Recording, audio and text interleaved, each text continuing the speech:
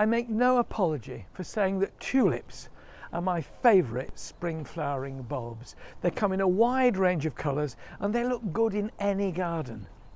Here's my guide to combining the right colours with the right pots and containers.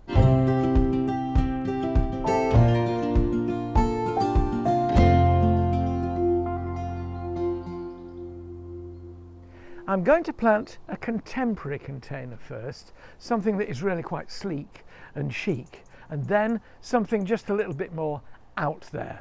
But if you're not a fan of tulips, I'll show you some other options later on, one of which will flower well before these do.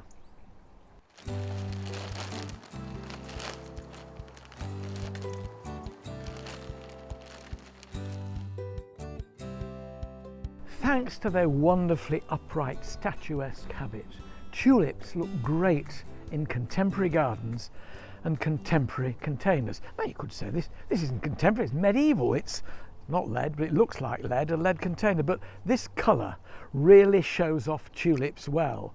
And the great thing about tulips is they can be planted quite late.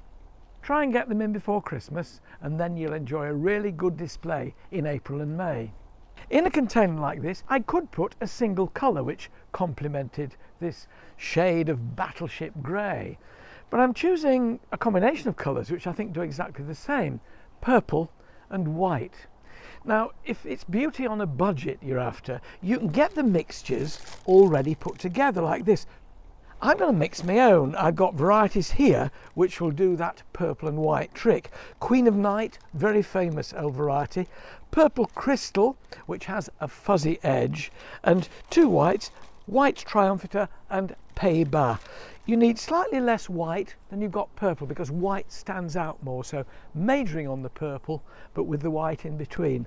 I'm going to put Queen of the Night in first. I'm just going to sort of space them around on the surface of the compost and then mix them all up a bit to make sure I get purples next to whites and whites next to purples.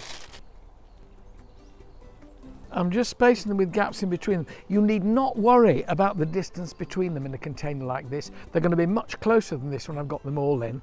Don't worry about it, they will grow.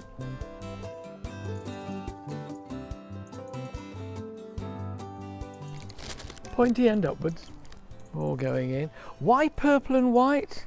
I think it's a really attractive, sleek combination. The two colours work really well, and they will work well with this grey container. Now, normally when we plant bulbs out in the garden, we do them in really quite deep holes because we're hoping they'll come up every year. When you're planting in a container, which is just one season only, you can plant them much more shallowly. Use your two fingers to act like a trowel, and if you get them 2 fingers deep and push them down, compost over the top, that's plenty deep enough so they disappear from view. They've probably got about an inch, a couple of centimetres over the top of them when they're planted. That'll be enough. There's something supremely elegant about a tulip. In a sheltered spot, the taller ones are really good and elegant. If they're in an exposed spot, they can get blown over a bit, so the shorter varieties are really quite good there. But I just think whatever the variety and however leery and strident the flower is, there's something so elegant about its form, and the fact that you're getting all that colour, massive great thing, from this one tiny bulb. It's a bit of gardening magic, really. And that's it. It doesn't need watering. The compost is moist already. It's standing outdoors. There'll be autumn and winter rains that keep moistening it. Quite enough in there without you watering it anymore. Stand it against a wall or somewhere where it'll really look good. I tend to grow them right down the side of my barn here, the same variety in each pot, and it really does look a show.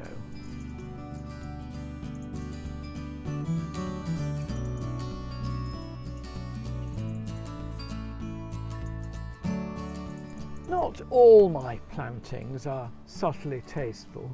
Some of them, you like to think, can be quite outrageous as well, quite vibrant. Here, in a terracotta pot, granted of quite a soft terracotta shade, I'm going to use orange tulips of different kinds.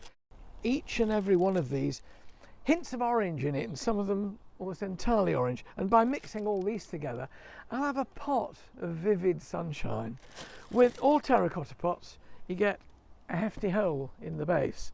It's easy for that hole to be bunged up, particularly if a worm gets in the bottom. So it stops the drainage from going through. So always just put a piece of broken clay flower pot or some gravel over that hole and make sure it stays over the hole when you're filling it with compost.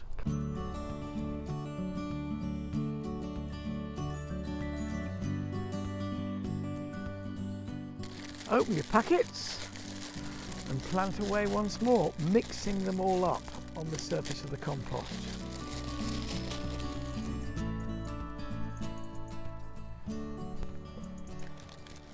Lighting sun, such a wonderful soft orange. And I'm running out of space now, so what I'm going to do is put these 5 raster parrots round the edge of the pot. They're slightly shorter than the others. The others are about 60 centimetres tall. These are 40 centimetres. So if I sneak some of these back in towards the centre, that will do us nicely. 2 fingers, in we go.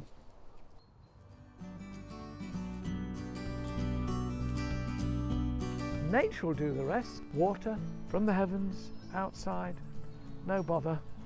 About there, come April, May, there go the geese. I've just done my tulips. If you want to change from tulips in your garden and you want to plant something in beds and borders other than tulips, then don't forget to look out for these alliums. I grow lots of different alliums in my garden here in ordinary well-drained soil, and they come up happily year after year with flowers like fireworks on the top of a drumstick stem. I absolutely love them.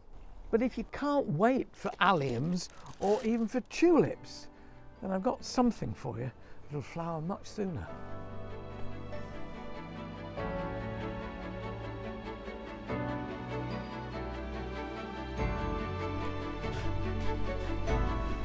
You can get indoor flowers in winter from bulbs if you choose hyacinths.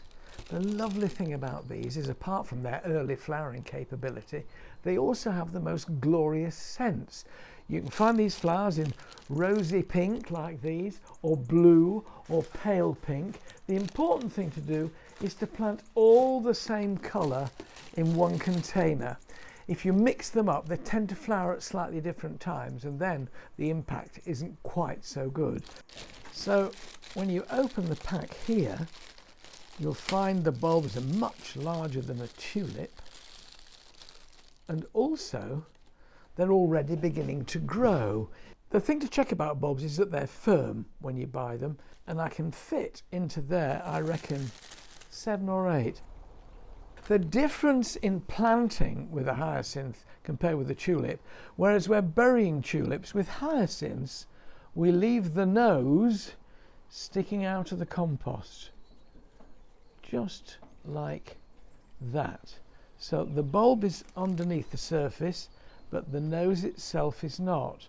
Now it's important when you fill this container with compost that you don't firm it too much, because if you do firm it quite hard, you'll find that as the roots come out of the base of the bulb here, they'll start to push the bulb out of the compost if they have too much firmness underneath it and it doesn't give way. So keep your compost quite friable, quite loose, to allow those roots to penetrate it. I'm just using an ordinary peat-free multi-purpose compost. They look so promising, don't they, when you see these little green noses saying, I'm coming, I'm coming. There we are, just 7 of them in here, I think. Perfect. Dressing them with a bit more compost around there. Tap the sides of it, and there they sit. Now, I've got 1 left over. What's nice to do for children is to plant single hyacinth bulbs in a little pot like this. Again, the same thing. Leave that nose sticking out, gently firming it in. There it is. Now, they need to go in a cool, dark place for between 6 and 8 weeks. A shed or a garage. Anywhere that's frost-free but just cool and dark. And when you can see the flower beginning to emerge from a little coronet of leaves, then you can bring them into the light. But whether singles in a pot like this or groups of them in a container, that 6 to 8 week period of cool and dark is vital. And you'll have, in January, February, from a planting in November, gorgeously scented flowers. So what are your favourites? Tulips, alliums or hyacinths? Comment below. If you're looking for gardening tips like this, why not subscribe to my channel? You'll find ways of improving your garden, whatever its size, every week.